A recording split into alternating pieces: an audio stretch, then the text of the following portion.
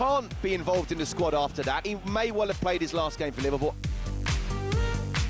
May well have played his last game for Liverpool. Well, let's get the thoughts of the Daily Mail's Merseyside writer, Dom King, on just that. Morning, Dom. Good morning, Dom. Good morning, Jeff. Morning, Ali. Dom, is that right? Is he done at Liverpool? Honestly, I couldn't answer that. I couldn't give you a definitive answer on that at the moment. I just think it is a remarkable situation. It's so very sad. It's so very unnecessary. Yep. It's so uncalled for at this moment in time. I don't know. I do know what prompted it. I mean, it's his own frustration. I mean, if you've been watching Mo down the years, you'll know he only tends to speak at times when he wants something or he feels like he needs something. So last year at Southampton, the year before at West Ham, there was a 4 years ago this week, there was an episode where he'd spoke on I think it was one of the Arabic TV channels, talking about a new contract and hoping that he was going to stay. So this is what he does. The wording this time, though, is being far removed from anything that I've seen, and it's the thrown under the bus comment that has bothered me more than anything, because he hasn't been playing well. It's that simple. Ali, I think was it last week I was talking to you about Salah, and I said the thing that's so strange about it at the minute is that he set such standards that he's almost human at the moment. We've been so used to like 40 goals, 30 goals that all of a sudden he's having a dip and everybody thinks, oh, hang on, what's going on here? Correct. And I'm with you and everything you've said, Dom. I mean, I find it actually bizarre why, in a time where Liverpool, the one thing I think we're all in agreement that they need is unity between the players, the staff, the fans, everybody. He has just thrown a hand grenade right in that and made it about himself, which, for the life of me, I can't understand, Dom. I really can't. Nobody is doubting. No, what's not for debate is his talent and what he's achieved and what he's been to the league and Liverpool. But why, Dom? Why would you make it about himself? The only thing that I can see here is that he's trying to get a move away as early as January. That's the only thing. That's the only thing that can be behind this. That he's that unhappy that he wants to go as soon as the transfer window opens. Now, I was thinking about this. If he's basically trying to put an ultimatum on Liverpool, which is like, you know, he's either saying back me or back the manager, and they back the manager and he goes, well, if he stays and the manager goes, well, Liverpool are into the territory of being Chelsea or Manchester United in terms of the dressing rooms. We don't want to, you know, how many times have we seen it with those places where, no, we don't like the manager, we weren't going to get it, we won't play for him for a few weeks, he'll get sacked, we'll be here long after him.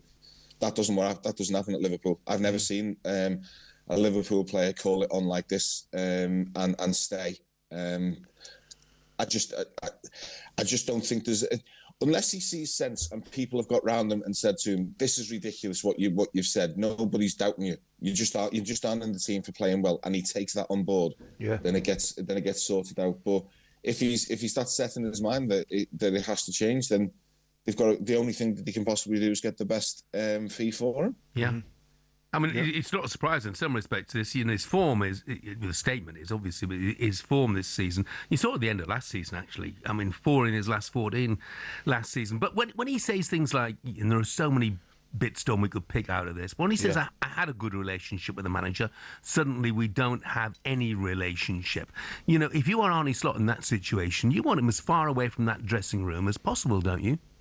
Yeah, I don't see how he can travel to Milan or play against Brighton next week, because if he's around, he creates a circus and he creates an issue. The manager's going to be asked about it anyway. Yeah, of course. It's going to be the narrative this week. But if he's around, it sort of exacerbates everything, and I don't think that would be the right move. However, I'm not Arne Slot. He might have a totally different idea. He might have Liverpool are training at 11:45 today before they go to Milan. It could be he's out with the team and he travels later on. We just don't know that at this moment in time. But part of me would understand what he says about the lack of relationship, and that is a very, very strong comment to make. But I know that when Arne Slot is picking his teams and he's got the nucleus of his squad, I think he tends to focus on the players that he's using for that particular game. So if Salah hasn't been in the starting lineup for the last 3 matches and he hasn't been involved in the sort of minutiae of tactics and team plans and set pieces and things like that, then you could almost sort of see what has fueled him to say that. But I think it is, I've got to stress, it is too strong. It is too strong, and it's too incendiary a thing to come out and say at this moment in time. And I actually can't believe we're having this discussion about... I mean, you both know how many times I've been on this show over the years and how often I have spoken about Mo Salah. Yeah. He is one of the greatest players I have seen for Liverpool. He will be someone, God willing, I'll be telling grandkids about. He is extraordinary. I've seen where I went over to Egypt 8 years ago and seen the little village in the Grig where he's come from. His story is absolutely inspirational. But so that is why for where we are now is causing so much drama and so much angst for everybody. Yeah. Listen, just a quick one, Dom. It would be remiss of us not to mention the Merseyside rivals at this moment in time. High-flying Everton. What a result again at the weekend, eh? Yeah, I was there on Saturday, Ali. Spoke to David after the game. He was absolutely delighted with that that result, more so than the performance, because that was a difficult game. That was a challenging. Nottingham Forest are challenging opponents, and Sean Dyche could say that they didn't play particularly well, but they weren't allowed to play well because Everton imposed themselves on them. First half was a bit difficult, but the second half was excellent. I want to give little sort of mentions to a couple of unheralded players like James Garner and Jake O'Brien. They're becoming mainstays in this team. They're the type of characters that will really benefit from being around David and wanting to improve. And as we always say, the league table does not lie. They're fifth place on merit, 12 points from the last 15, and they're flying along nicely. Yeah. Yeah. Dom, thank you very much indeed. Thanks, Dom. Busy week ahead for you, mate. See you soon. Cheers.